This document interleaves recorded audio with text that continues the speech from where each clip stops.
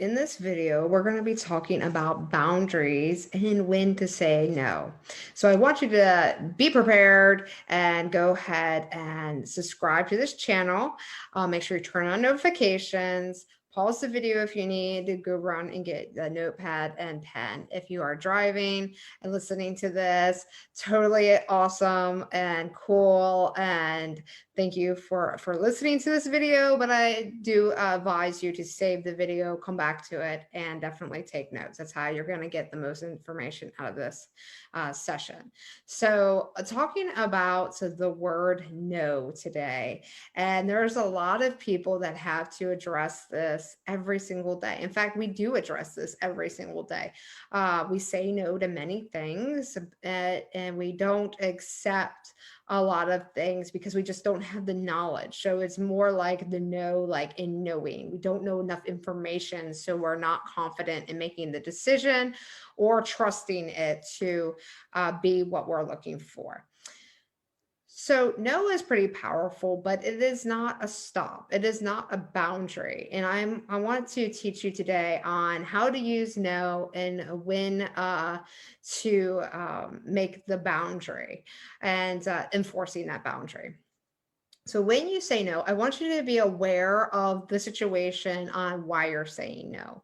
And I want you to discipline yourself and to say no less when it's more of an issue about your time, about your other commitments, about the money factor, the lack of knowledge. I want you to really be clear on the no. I want you, not only for you, but also the person you're engaging with. Because there is no point in engaging with somebody and just saying no. It is a totally useless word without some other follow up.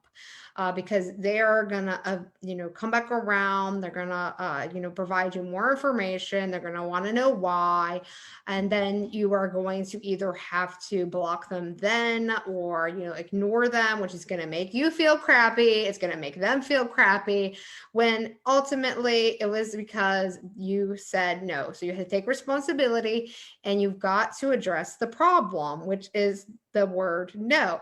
So if you don't know something, then you just ask a question. If you don't have the time, you just tell them, hey, I really am swamped this week. Let's schedule something. So that is your boundary. You are putting in stipulations. You're saying, if this is something I am looking for, I need to know exactly what it is, what it does, what's the service, what's how much it is. Does it solve this problem I have?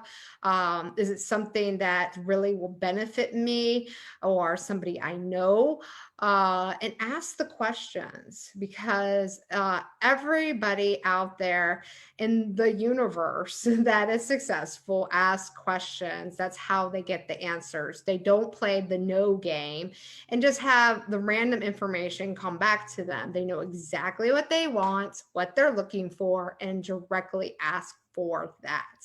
And if that means asking a couple questions before, go ahead and do that.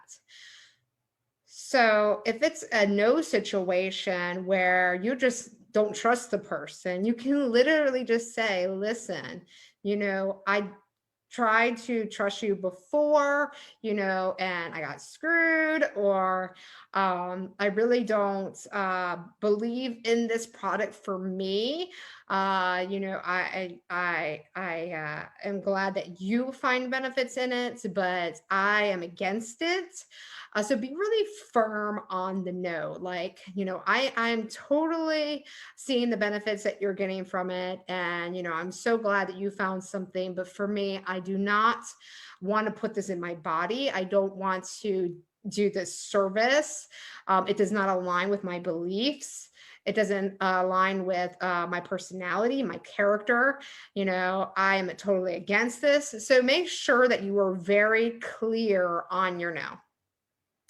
If it's a no where you have to say no to an event or to hang out with a group of friends that don't align with you, or even colleagues, or even if it's like in a business event that you're being pressured to go to, make sure you just don't say no. Again, you have to make it clear on the reasoning. You have to be like, okay, I really appreciate what you're doing for me, what you're providing me. However, it is going to take a lot of my energy. It's going to take away from my other resources, away from my other clientele, and I cannot commit to that to you. I cannot commit the time, the energy, and the resources to your cause. But I appreciate you thinking of me. So make sure it is direct to the point. So you set your boundary, but you also thank them for the opportunity. So this will, not destroy your relationship. It's not just randomly blocking people. It is actually telling them directly to the point your situation and what you plan to do with your own life, which they should respect. And if they don't, then you can unfollow them or unfriend them or delete their number or whatever you need to do. Or you can be more forceful in, the rejection. And I don't mean forceful in the tone, I mean in the approach. I don't want you to be aggressive. I want you to feel good about your actions and your character, and just keep the boundary. Just if they keep pressuring you to do something that you've already told them does not align with you, does not make you feel good. Maybe you tried it before and you were not satisfied with your results and you have no intention of trying it again. Make that clear again. Like I said, keep making it clear. But if they're wasting your time, if they keep interrupting you when you're trying to work or live your life, like spend your time with the products and services and the other things that you are doing in your own life to benefit you and others, make that clear. Make that clear. So you've got to tell them, listen, I've already told you that I wasn't interested and this was why, because they could have forgot. So, take the benefit of the doubt, unless, for some situation before they lost your trust in something else.